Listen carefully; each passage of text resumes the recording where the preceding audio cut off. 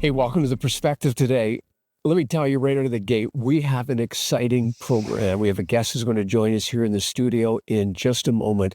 But before we get to that, I just want to remind you that as you're watching The Perspective, you can find us on all sorts of platforms. You can catch us on Miracle TV, you can catch us on Joy TV, but also on Roku, on our YouTube channel, soon to be Amazon Fire, and also on Pray.com, all sorts of places where you can find us.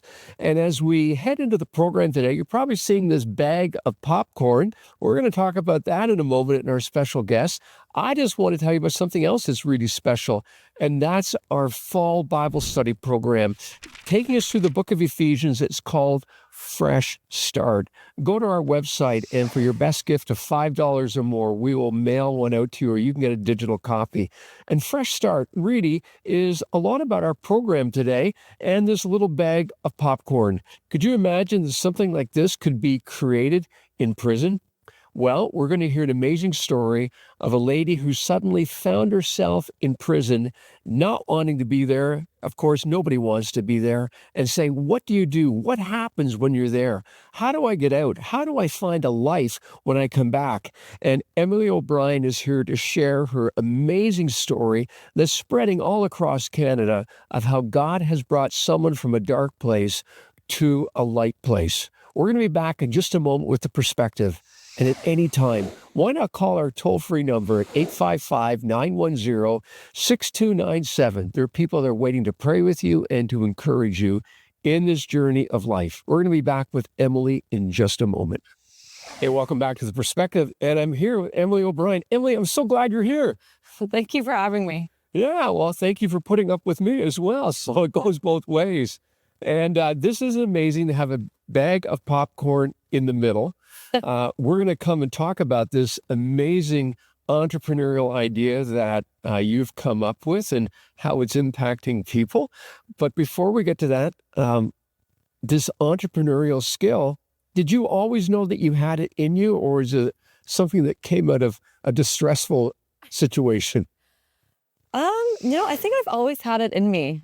Since I was very young, I always wanted to kind of carve my own path. I think my first job, I was delivering newspapers, and I was like 9 or 10 years old because I always wanted to buy my own things. And then I actually ended up like selling door-to-door knives. I mean, it's funny that I ended up where I did, but I always wanted to kind of create my own way. And I was always doing arts and crafts and building things. So I think this is kind of where I'm supposed to be. Okay. Well, you referenced, selling the knives, and often we think of prison or something like that, or something dark. Certainly was the last thing on your mind to end up in prison. Could you just take a couple of minutes and paint the picture rather quickly of what happened and how you got there? And that had to be an incredibly depressing scenario. Of course. So it actually started, the whole journey to prison, I think, started when my parents got a divorce, and it was very challenging for me. And I was 24. So a lot of people were just like, oh, you're not supposed to be sad about that kind of thing. And so I was told that I was kind of told that I wasn't supposed to be sad. Wow. And so I unfortunately turned to substance use and abuse. And I went to university, and so I'd always kind of had alcohol around and stuff like that, but it was never used as much as I did at that time. And, instead of celebrating, it was medicating, unfortunately. And I was living in Toronto, and that was very easy to hide. People don't really notice how many drinks you have and what have you. And then I went to harder drugs like cocaine. And again, no one really noticed except for me. I knew that I wasn't on a good path, but I knew I didn't really know what to do. I just felt like I was stuck, and I had another company at the time, and I was just trying to be strong. But actually, So you were working in a company, or you had I had my own company. Yeah. Okay. Yeah. You talked about going from alcohol to cocaine. Yeah. And you was able to hide that. Was the alcohol not enough? Well, I didn't like being the overly intoxicated person. I liked being that person that could always just keep going out and keep being distracted. Okay. And so that's what that drug helped with. I met someone through my work who was allegedly sober, brought me on a trip. I'd known them for about 8 months, so I trusted him. He was a really close friend. Some people might call him my boyfriend, but it wasn't like a physical relationship at all. It was more just a close relationship. we get down there, and 3 days into the trip, he tells me that it's not all fun and games, and we're there to work. So where had you gone then? St. Lucia. Oh, St. Lucia. Yeah. Okay. And that he'd given my passport to people that he owed money to, my passport identity, like sent a copy of it to people that he owed money to down there that worked in the drug trade. And in order to go home, I was going to be strapped up with 2 kilograms of cocaine and sent home to bring Oh, drugs so back. you were captive. Yeah, it was not fun. But I was not a gangster. Like I just wanted to go home. I didn't know that world. And I just knew the safest way out was just to do my best, which I obviously wasn't good at that because I'm not a seasoned professional by any means. So, and the repercussions of that were 4 years in federal prison. My goodness. Did you think when you were going through customs and trying to take the drugs across the border, did it ever cross your mind that, hey, I could end up in the slammer? No, because I didn't research the criminal code. This was kind of sprung on me, so I didn't plan it. I did not know the consequences whatsoever. When I was actually arrested, I thought I could just go home.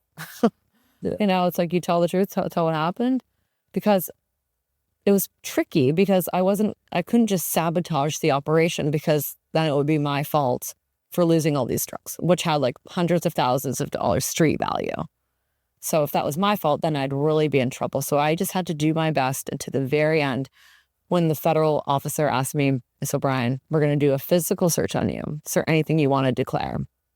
And I looked him straight in the eye, and I knew this is my chance to say yes.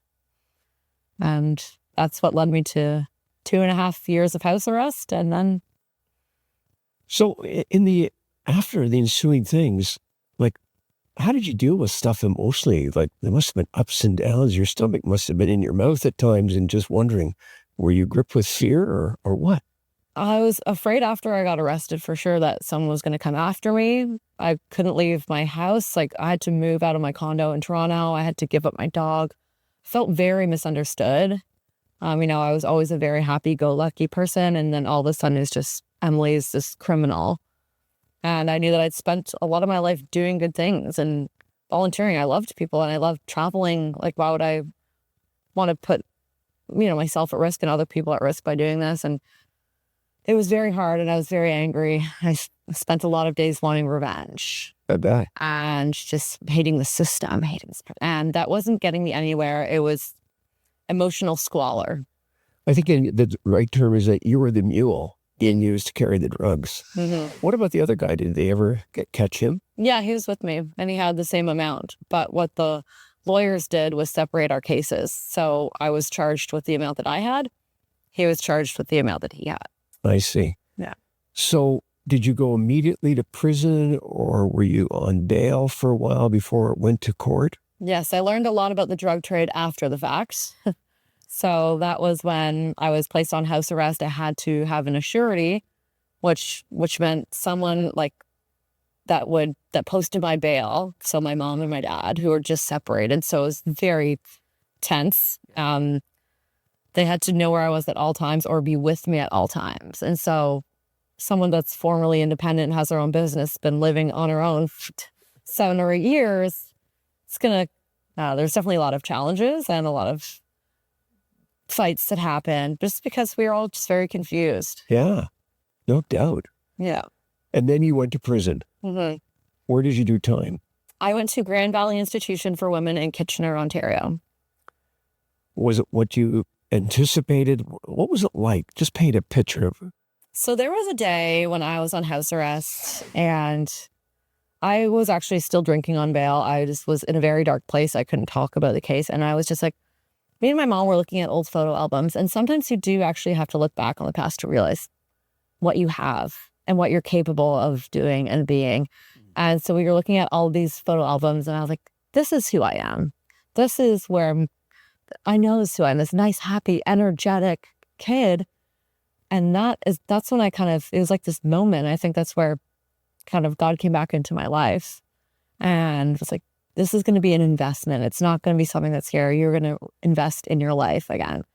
Legal fees were expensive. So it's like, if I'm going to invest in anything, it's going to be education. It's going to be rehab. It's going to be like a sabbatical. So I kind of began to reframe it as that. And I knew that if this could happen to me, it's happening to so many other people out there that aren't the ringleaders of the drug trade. We're just the lowest hanging fruit. So I knew prior to actually going to prison that I was going to do something really good with this situation, because that's how I was raised in my family. Like, do something good with whatever bad happens. What we're going to do is we're going to come back in just a moment, and we're going to hear about that story. And we're going to see, or rather hear, what this popcorn is all about. And I love the title, Comeback Snacks.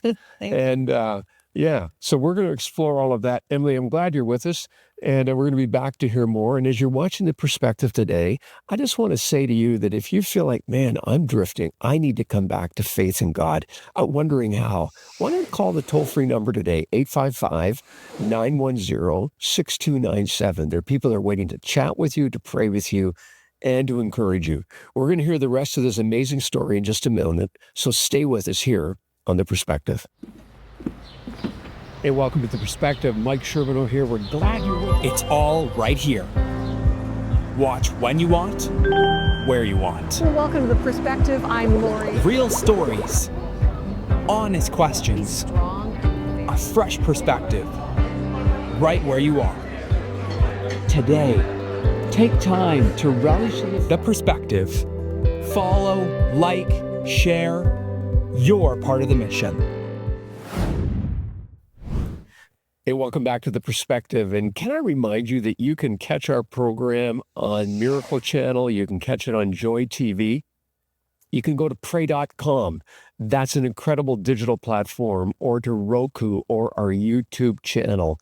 And more than anything, write to us at The Perspective and get on our mailing list. And you've probably been one of the thousands of people that've caught our summer sound bites. Well, we have things coming out in the fall just to keep in touch with you every day. But here is Emily, and thanks for not leaving. The story is only getting better. I'm getting hungrier as I look at the comeback snacks here. And tell me about this and where this idea came up in the middle of a prison. Okay. Yeah, absolutely. So when I got to prison, I met so many other women that were just like me, misunderstood, wanted to make their comeback. We talked about this over food. We made all of our own food, and in the prison that I was in. You had to cook for yourself? Yeah. Yeah. So that illusion that if I get thrown in the slammer tonight, I'm going to get 3 straight meals, I got to cook? Yes. Yeah. You got to put the work in. I'm telling you. So popcorn was also a popular prison snack, and I would kind of make my own recipes, and then other people would join in, putting on their own recipes, and we would talk about employment and how, how challenging it was going to be. And I looked at every single person that I met in there, and I was like, you are a good human being. We all just got caught up in something bad, but we all were worthy of forgiveness and redemption. And that's when the idea popped. And I was like, I'm going to start a popcorn company where I can employ the formerly incarcerated, including myself, and not just talk the talk, but walk the walk. And has that happened? It has. Yeah. And like, popcorn's actually interesting because each kernel pops in its own way. It's like a snowflake. And depending on the environment, so say if it's in a pot that's too hot, it's going to burn. And so that's why, like, the way that your life goes is kind of like, it's all about your environment, right? And so if you're in a bad environment, you're going to go down like a bad path, but you can always get out of that, right? So you talked about the redemptive part of your story and finding faith in God. Can you unpack that a little bit for us? Yeah. So I was mentioning before, I had that moment, and, I'd obviously lost my connection with God when I was in school and in Toronto and all that. But I think that was the moment where he was there, and he's like, all right, you got this. And when I got to prison, they had a chaplain. His name was Miles. He was awesome. We did a bunch of groups. There was also masses that we had inside, and I got to meet so many different wonderful inmates and learned all of their stories. So he really brought us together there as well. Have you kept in touch with some of those inmates? Lots of them. Yes, I'm actually wrote an entrepreneurship program for that prison that's now inside the prison. And so what does that look like? An entrepreneurship program? Wow. Because it's still like very hard to find a job, even with a record, even though you have all these really good skills and talents. And people that have been incarcerated are actually very resilient. And that's in order to be a successful entrepreneur, you have to be pretty resilient. So it's taking all those skills and traits and creating something that can create your own income when you can't find employment. And that's why I created my business incubator as well. So did you know before you got out of prison that you were going to do this? Before I got out, yeah, because I started it when I was inside prison. I read 82 books and I wrote letters to a bunch of the authors. I connected with all the wonderful volunteers that came into the prison. Like, we have so many people to thank that took up their time to come in and form relationships with us. So connected with them, connected with some of the staff still, and just went to work and built. Well, the packaging is incredible. It is so tempting to look at this, the double-coated double honor. Oh my goodness, caramel popcorn. It's got to be my favorite. I know I'm not supposed to do this while we're watching, but just keep going. Okay. So how did you come up with all this stuff, and where do you do it? Where do you produce it? Like, you have a factory? Yes, we do. We have And I get a part-time job? Sampling? Yeah, of course. Oh, we're always start doing it. Investors. Yeah. I'd offer some to you, but You know what our slogan is? tried it. So good it's criminal. Wow. Made with conviction. And so all those words that were used against us when we were inside, kind of taking the power back into our own hands and just embracing everything, building and creating that second chance for myself and many others. How many people are in your staff now?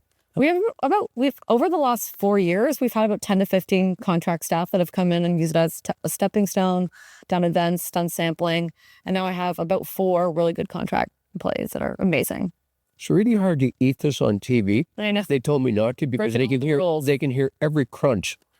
I just want to say, it is delicious. Thank you. It is delicious. I think that I could use this as a pastor in our church. You know, this whole comeback thing. It's been on my mind actually prior to meeting you to do a whole series of conversations on coming back to God and coming back to faith. And will you make popcorn for our church? Absolutely.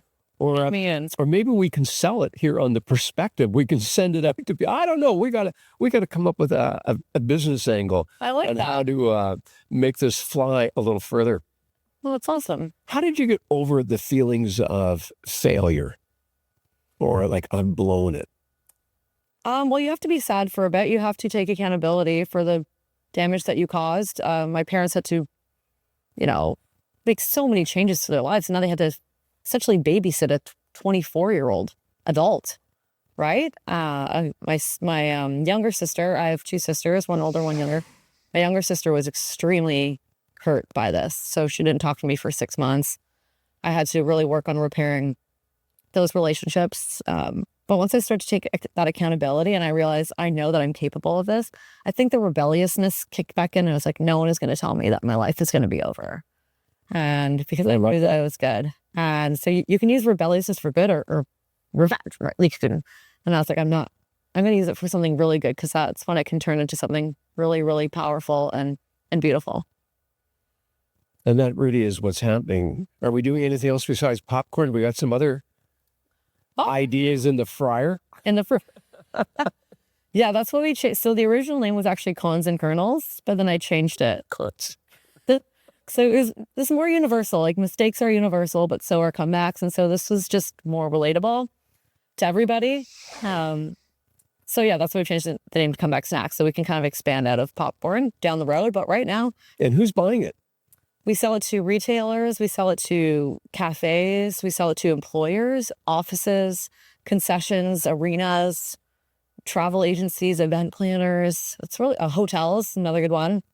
We sell to airports, people, everybody. Yeah, The name appeals so much to so many different aspects and facets of life. Yeah, It is brilliant. thank you. I'm really glad you've taken the time to be on our program today. And if you had 30 seconds, which I want to give you, what would you say to people who are in a real dark place right now about coming back? Maybe some people watching today are waiting to be, to serve time, for all I know. I think I realized that life is really a gift and we only have one of them. And no matter what we go through in life, we don't deserve to be in a dark place forever. We are human. We deserve to be loved and feel loved and accomplish a lot of good things. And even when we make mistakes, yes, we have to take accountability, but I don't think God wants us to be sad and live in that emotional anguish forever. So really realize the gift that life truly is. Help help each other, and people will help you, and you'll truly prosper. Well, I thank you for being so transparent. And, as you said that, because this is really the first time we've met. I mean, prior to the program, we chatted for a bit, but that really is somewhat of the heartbeat of the perspective, because we want to help people know what it means to come back to God, that He does forgive, that He does care, and He has a plan for our life.